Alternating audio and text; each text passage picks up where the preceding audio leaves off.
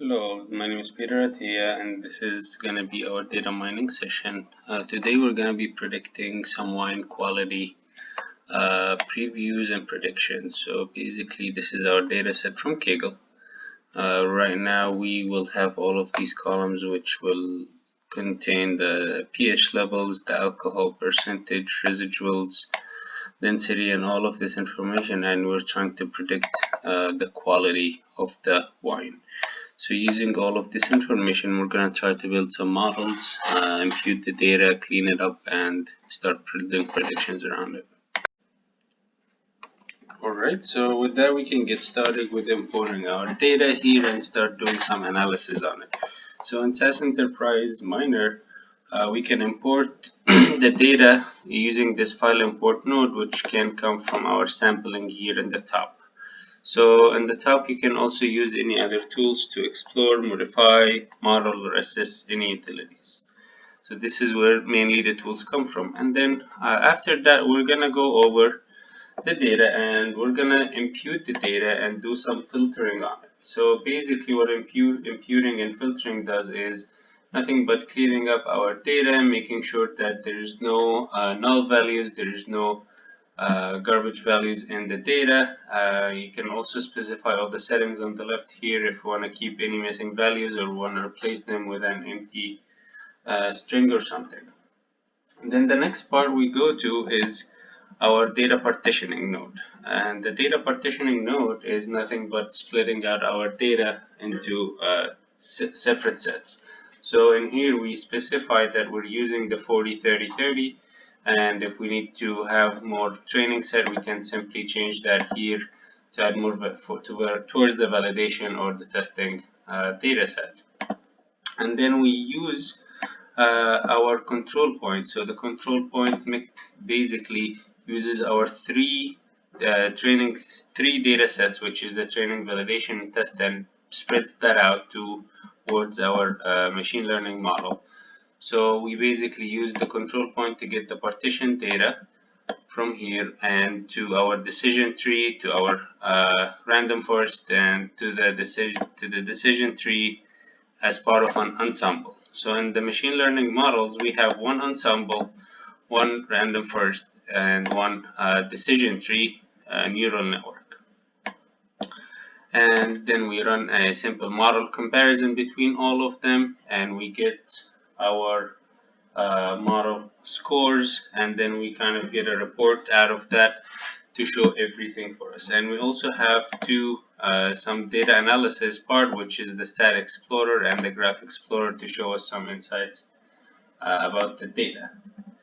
Alright, with that, and then also you can inspect all of the details about each of the machine learning models, like how many hidden nodes, what kind of architecture is the decision tree using, or our neural network is using. So for example, in here we're using mainly the architecture of a single layer. You can have multiple cascading, so it depends on what kind of architecture that you want, the number of iterations, how much time you can use that for. Okay, so with that we can now start looking at the model comparison node and what results it's bringing to us. So if we take a look here, the first thing it brings on the top left is our the training comparison and the validation of the decision tree and how it's fitting. So you can see that the train is almost identical, the validation part is kind of wobbly around the line, and the test as well. But now if we move to the HP forest, it kind of draws a pretty much really good model around the linear model around the linear line here, which shows a better fitting, and even compared to the ensemble. And we can see here from the decision on the top right that our selected model is the HP forest, and that model did better than the ensemble and the tree, and it's not showing any overfitting. And the reason for that is, if we take a look also here on the bottom right, is that it tells you exactly what is our training average squared and the error and the validation squared error, and how it's fitting, and all of the statistics about it and about the choice. And we can see here that Average square root was much lower on the HP force than the ensemble and the decision tree alone. So we can see all of these details here, which help us decide which model to use. Okay, and lastly is our report node, and I think this is a very powerful node as far as the explanation of what we have built so far and the details of each ML model. So to quickly give you a walkthrough, as you can see, this is a 52-page report of every node that we added and every data analysis that we've done into our ML model. It shows us the full picture of the diagram, how we built it, and then all of the details of how we imported the data, how many rows, the classifications, how we imputed the data, how we filtered this out. And then even if you take a look deeper into our ML models down here, is that before that we do the data partition, how are we doing the training set, test set, and the frequency of it. So, and if I scroll down a little bit, you can see how it's giving us the HP variable selections. So how are the iterations happening on the selection of the forest tree, and how are we building the ensemble.